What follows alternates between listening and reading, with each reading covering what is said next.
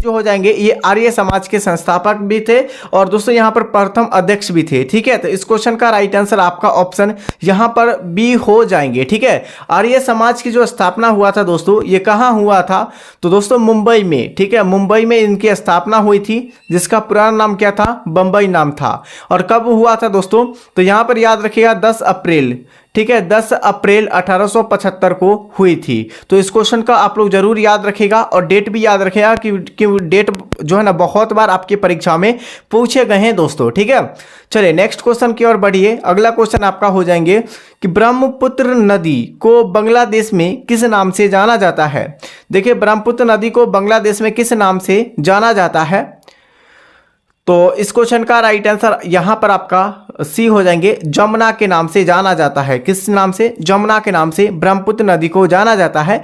और आप लोग जानते हैं कि भारत के जो सबसे चौड़ी नदी है, चौड़ी, ये कौन सी नदी है? तो ब्रह्मपुत्र नदी। ठीक है, इसकी टोटल लंबाई अगर देखा जाए तो 2900 किलोमीटर हो जाएगा, जिसमें आपका जो है ना तिब्बत, उसके बाद आपका कहाँ हो जाएगा? तिब्बत, और यहाँ पर आपका बांग्लादेश।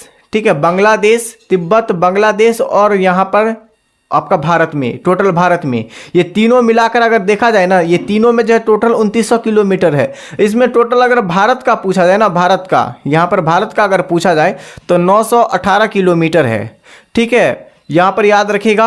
और यहाँ पर गंगा नदी की भी बात कर लेते दोस्तों। गंगा नदी जो है भारत की सबसे चौड़ी नदी है, जिसकी लंबाई आपका 2525 किलोमीटर है। कितना है? 2525 किलोमीटर है। इसको भी आप लोग जरूर याद रखिएगा। ठीक है, और इसको जो है ना बांग्लादेश में किस नाम से जाना जाता है गंगा नदी को? तो यहाँ पर पद्मा के नाम से जाना जाता है, पद्मा के नाम से जाना जाता है।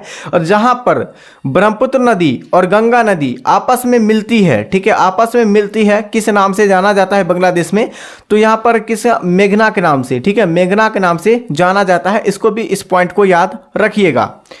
अगला क्वेश्चन है, पेरियार नदी ये किस राज्य में बहती है? देखिए, पेरियार नदी जो है ना, ये किस राज्य में बहती है? तो पेरियार आपका केरल राज्य में बहती है। इस क्वेश्चन का राइट आंसर आपका ऑप्शन सी हो जाएंगे। ठीक है, अच्छा, यहाँ पर पेरियार झील भी पूछा जाए ना, पेरियार झील अगर पूछा जाए किस राज्य में है, तो यहाँ पर आपका हो जाएंगे पेरियार झील भी आपका केरल राज्य में हो जाएंगे। ठीक है, इस पॉइंट को याद रखिएगा, ये सारे फैक्ट के तौर पर इंपॉर्टेंट है। अगला क्वेश्चन देखिएगा, पर्यावरण को स्वच्छ रखने प्रदूषण संकेतक के लिए कौन जिम्मेदार होते हैं? शैवाल, फफूंदी, बैक्टीरिया या आपका लाइकेन? तो इस क्वेश्चन का राइट आंसर आपका क्या हो जाएंगे? तो यहाँ पर लाइकेन हो जाएंगे। देखिए, पर्यावरण को स्वच्छ रखने प्रदूषण संकेतक के लिए कौन जिम्मेदार होते हैं? तो केवल लाइकेन होते हैं। इस क्वेश्चन का करेक्ट आंसर यहाँ पर ऑप्शन डी हो जाएंगे। अगला क्वेश्चन है कि जैन शब्द यानी जीन वर्ड से निकला है, जिसका अर्थ क्या होता है? तो जिसका अर्थ होता है विजेता। क्या होता है? विजेता।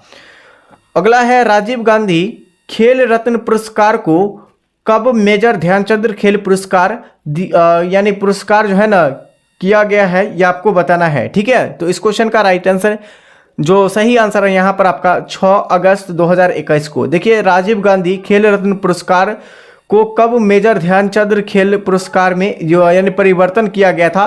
तो 6 अगस्त 2021 को किया गया था। याद रखिएगा। अगला क्वेश्चन देखिएगा, यहाँ पर प्रथम पंचवर्षीय योजना के प्रथम योजना आयोग के अध्यक्ष कौन थे? तो देखिएगा, यहाँ पर प्रथम पंचवर्षीय योजना जो हुआ था 1951 से 56 में हुआ था। कब? 1951 से 56 में हुआ था। ठीक है, इस समय के जो है कार्यकाल जो है ना किनका था, ये आपको बताना है दोस्तों। तो जवाहरलाल नेहरू का। ठीक है, जवाहरलाल नेहरू इस समय के जो है पीएम थे। ठीक है, इन्हीं के जो है ना कार्यकाल में जो है क्या हुआ था, इन्हीं यानी जवाहरलाल नेहरू ने ही जो है ना स्थापना किया था 1951 से 56 में प्रथम पंचवर्षीय योजना का। टोटल आपका जो है ना कितना पंचवर्षीय योजना हुआ है? तो टोटल 12 पंचवर्षीय योजना हुआ है। और लास्ट पंचवर्षीय योजना देखा जाए ना तो दोस्तों कब हुआ था? 2012 से 17 में हुआ था। ठीक है, इसको भी आप लोग जरूर याद रखिएगा। चलिए नेक्स्ट क्वेश्चन की ओर चलिए दोस्तों। अगला क्वेश्चन है कि आवर्त सारणी में लिथियम से फ्लोरीन की तरफ जाने पर प्रभावी नाभिकीय आवेश डैश है और परमाणु त्रिज्या डैश है, क्या कहलाता है? ठीक है, तो 8 का सही आंसर यहाँ पर बी हो जाएंगे। ये देखिएगा, आवर्त सारणी के लिथियम से फ्लोरीन की तरफ जाने पर प्रभावी जो है नाभिकीय आवेश बढ़ता है, यहाँ पर बढ़ता है, और परमाणु त्रिज्या क्या होता है, घटता है। ठीक है, घटता है। यहाँ पर इस क्वेश्चन का राइट आंसर ऑप्शन बी हो जाएंगे। अगला क्वेश्चन देखिएगा, पंचायत सबसे पहले जो है ना किस राज्य में लागू किया गया था। पंचायत को सबसे पहले जो है ना पंचायती राज व्यवस्था को जो लागू किया गया था, वो लागू करने वाला जो राज्य था वो आपका राजस्थान था। इस क्वेश्चन का राइट आंसर आपका ऑप्शन सी हो जाएंगे। अच्छा, राजस्थान में जो नागौर में जो हुआ था, नागौर में लागू हुआ था। ठीक है, राजस्थान के नागौर में कब लागू हुआ था, इसको भी आप लोग जरूर बताइएगा। तो साथियों यहाँ पर देखिएगा 2 अक्टूबर को, डेट सहित याद रखिएगा, 2 अक्टूबर 1959 को लागू हुआ था। इसको भी आप लोग जरूर याद रखिएगा। अगला क्वेश्चन है, और यहाँ पर एक और क्वेश्चन को बात किया जाए कि दोस्तों 1953 में जो है ना पहला जो है ना भाषाई आधार पर पहला राज्य का जो गठन किया गया था वो आंध्र प्रदेश को किया गया था। ठीक है, याद रखिएगा। अगला क्वेश्चन देखिएगा, यहाँ पर नेक्स्ट क्वेश्चन, 1930 में नमक कर से संबंधित आंदोलन कौन सा है, बताइए। तो यहाँ पर डांडी मार्च हो जाएंगे। ठीक है, नमक जो है ना कर से संबंधित आपका डांडी मार्च हो जाएंगे। डांडी मार्च भी कब हुआ था दोस्तों, 12 मार्च 1930 को हुआ था। आप सभी जानते हैं दोस्तों यहाँ पर। अच्छा, भारत छोड़ो आंदोलन कब हुआ था, ये भी महात्मा गांधी के द्वारा जो है ना ये किया गया था, आंदोलन था। तो भारत छोड़ो आंदोलन 1942 में हुआ था, और असहयोग आंदोलन 1920 में हुआ था, और सविनय अवज्ञा आंदोलन ये 1930 में। ये सविनय अवज्ञा आंदोलन जो हुआ था ना दोस्तों, ये कब हुआ था, तो 1930 में हुआ था। ठीक है, इसको भी आप लोग जरूर याद रखिएगा। और डांडी मार्च भी 1930 में हुआ था, जिसको हम लोग नमक सत्याग्रह के नाम से भी जानते हैं। अगला क्वेश्चन देखिएगा, नेक्स्ट क्वेश्चन आपका हो जाएंगे कि न्यूजीलैंड, क्या क्वेश्चन है दोस्तों यहाँ पर कि आपका जो है न्यूलैंड के अष्टक में प्रथम और अंतिम तत्व कौन सा है, बताइए। तो साथियों इस क्वेश्चन का राइट आंसर आपका जो हो जाएंगे यहाँ पर आपका सी हो जाएंगे, हाइड्रोजन और लिथियम हो जाएंगे, ऑप्शन यहाँ पर सी। अगला क्वेश्चन देखिएगा। और साथियों अभी तक चैनल से नहीं जुड़े हैं, सबसे पहली बार चैनल को सब्सक्राइब कर दीजिए। बहुत दिनों बाद हमने जो है इस चैनल पर क्लास करवा रहे हैं दोस्तों। ठीक है, और आप लोग डेली जुड़िएगा। अब जो आपका क्लास चलेगा डेली बेसिस पर चलेगा, हर दिन प्रैक्टिस सेट आपको चलेगा। ठीक है, मद्य निषेध के लिए। तो इसका पीडीएफ भी आपको टेलीग्राम चैनल पर मिल जाएंगे, पहले ही आपको बता दिए हैं। तो टेलीग्राम चैनल का लिंक इसी वीडियो के डिस्क्रिप्शन बॉक्स में आपको मिल जाएंगे, या आप लोग सर्च कर सकते हैं। आप लोगों के पास एप्लीकेशन है नीतीश स्टडी क्लासेस, सबसे पहले ही स्थान पर आपको मिल जाएंगे। ठीक है, अगला क्वेश्चन देखिएगा। यहाँ पर क्या क्वेश्चन है कि आपका जो है ना चलो लोकू यानी चलो लोकू त्यौहार जो है ना ये किस राज्य द्वारा मनाया जाता है, तो अरुणाचल प्रदेश के द्वारा मनाया जाता है, याद रखिएगा। अगला क्वेश्चन है, उष्णकटिबंधीय सदाबहार वन किस राज्य में पाए जाते हैं। उष्णकटिबंधीय सदाबहार वन जो पाए जाते हैं वो किस राज्य में पाए जाते हैं, तो केरल राज्य में पाए जाते हैं, इसको याद रखिएगा। अगला क्वेश्चन है, फ्यूज तार पतला और लंबा क्यों बनाया जाता है, बताइए। पतला और लंबा फ्यूज तार को क्यों बनाया जाता है, क्योंकि दोस्तों इसमें जो होती है, इसमें पतले तारों में उच्च जो है प्रतिरोधकता और कम गलनांक होती है, इसीलिए इसको बनाया जाता है। ठीक है, कोशिका के लीवर में SER का यानी SER क्या महत्वपूर्ण भूमिका निभाता है, तो SER जो है ना विष और जो है ना औषधियों का विसरण करता है। इस क्वेश्चन का राइट आंसर ऑप्शन सी हो जाएंगे। कोशिका की खोज जो किसने यानी कोशिका की जो है ना खोज रॉबर्ट हुक के द्वारा किया गया था, किसके द्वारा, रॉबर्ट हुक के द्वारा किया गया था कोशिका की खोज। और कोशिका का पावर हाउस किसे कहा जाता है, तो माइटोकॉन्ड्रिया को कहा जाता है, इसको भी आप लोग याद रखिएगा। अगला क्वेश्चन देखिएगा, ओम का नियम क्या है। देखिए ओम का नियम क्या होता है, तो V बराबर IR होता है। ठीक है, ऑप्शन यहाँ पर बी नंबर हो जाएंगे। अगला है ब्लैक और वाइट फोटोग्राफी, जो प्रिंट जो निकलते हैं ब्लैक एंड वाइट में जो निकलते हैं फोटोग्राफी में कौन सा यानी विनिमय जो है ना उपयोग किया जाता है, तो आपका सिल्वर ब्रोमाइड का प्रयोग किया जाता है। ऑप्शन यहाँ पर सी, सिल्वर ब्रोमाइड का प्रयोग, जो आप लोग फोटोकॉपी जो निकालते हैं उसमें सिल्वर ब्रोमाइड का जो है ना ये प्रयोग किया जाता है फोटोग्राफी में। ठीक है, यहीं पर याद रखिएगा दोस्तों, सिल्वर ब्रोमाइड का जो है सूत्र क्या होता है, AgBr होता है। ठीक है, इसको भी आप लोग याद रखिएगा। अगला देखिएगा, कि आपका यानी बाल जो है ना साहित्यकार पुरस्कार 2021 यानी 21 में जो है ना कितनी भाषाओं दिया गया था। तो टोटल जो है ना यानी 2021 में जो है ना बाल साहित्य पुरस्कार जो दिया गया था कितनी भाषा में दिया गया था, ये आपसे पूछा गया है। ठीक है, तो 18 का सही आंसर यहाँ पर सी हो जाएंगे, टोटल 22 भाषा में दिया गया था। ठीक है, अभी संविधान में कुल कितनी भाषा है, तो टोटल 22 भाषा है, आप लोग जानते हैं। अब अगला क्वेश्चन दोस्तों, किसी वस्तु का प्रतिबिंब रेटिना पर नेत्र लेंस द्वारा प्रकाश किरणों के डैश के कारण बनता है। रेटिना पर जो बनता है ना दोस्तों, यानी पूछा गया है यानी वस्तु का जो प्रतिबिंब रेटिना पर नेत्र लेंस के द्वारा जो है प्रकाश की किरण डैश के कारण बनता है, किसके कारण बनता है ये आपको बताना है, तो अपवर्तन के कारण। अगला है, और सभी को लास्ट में बताना है कि इस क्लास में से आप यानी इस सेट से जो आपका कितना स्कोर आ रहा है दोस्तों, आप लोग कमेंट कीजिएगा। ठीक है, अगला है, जब प्रकाश वक्रता केंद्र से होकर गुजरता है तो आपतन और परावर्तन किरण के मध्य कितने डिग्री का कोण होता है। तो 20 का सही विकल्प आपका ऑप्शन डी हो जाएंगे, 0 डिग्री। ठीक है, अगला देखिएगा, पर्दे पर जो प्रतिबिंब बनाती है वह कैसी होती है, यानी पर्दे पर जो प्रतिबिंब बनाती है वह कैसी बनाती है आपको बताना है। तो साथियों 21 का सी हो जाएंगे, वास्तविक बनाती है। ठीक है, पर्दे पर जो होती है ना प्रतिबिंब जो बनता है छाया, वो वास्तविक होता है।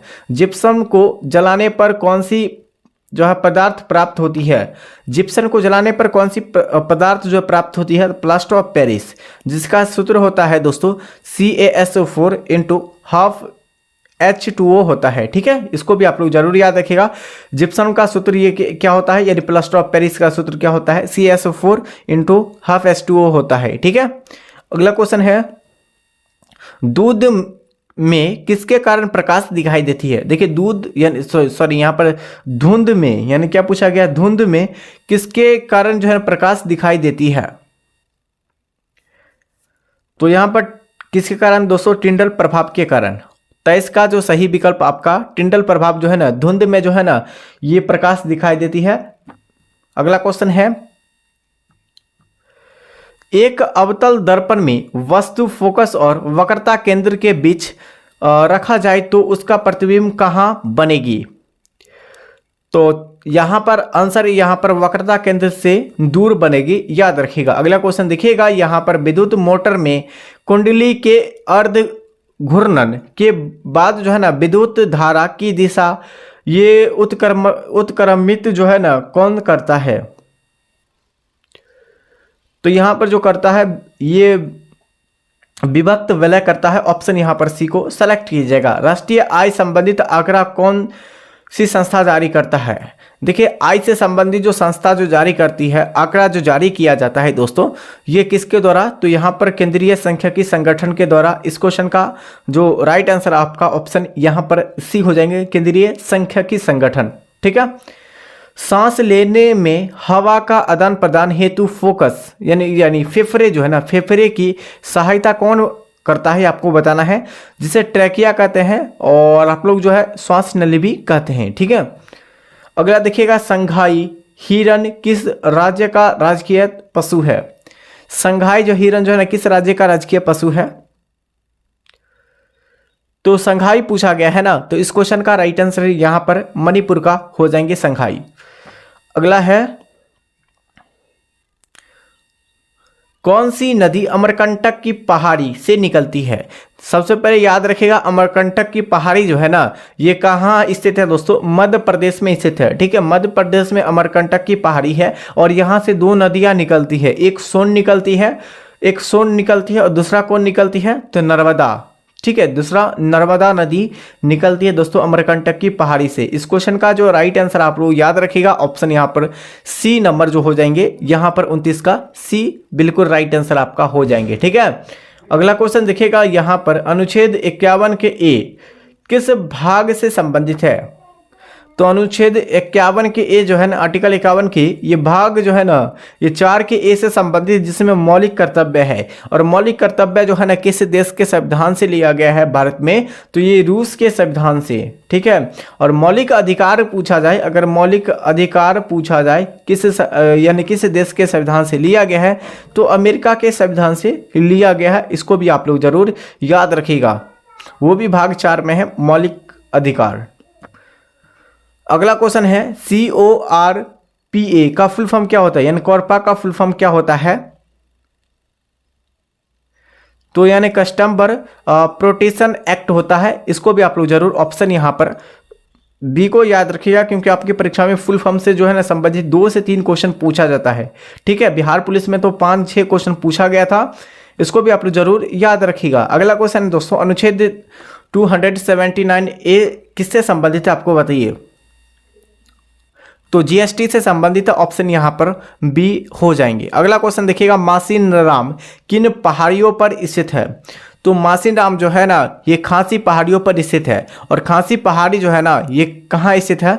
तो आपका मेघालय में, मेघालय स्टेट में स्थित है। इस क्वेश्चन का जो राइट आंसर यहाँ पर ऑप्शन सी को याद रखिएगा। और सबसे ज़्यादा जो है बारिश जो होती है, वर्षा जो होती है भारत में कहाँ होती है? तो यहाँ पर याद रखिएगा ये मासिनराम मेघालय में होती है। और सबसे कम हो जाएगा तो आपका लेह लद्दाख में हो जाएगा, ठीक है। और 20 में पूछा जाएगा तो चेरापूंजी हो जाएंगे। अगला क्वेश्चन देखिएगा, नवरोज उत्सव कौन से धर्म से संबंधित है? नवरोज उत्सव जो है ना ये कौन से धर्म से संबंधित है? तो यहाँ पर आपका पारसी धर्म से संबंधित हो जाएंगे, ठीक है। अगला देखिएगा, मृदा अपरदन को रोकने के लिए क्या सही विधि है?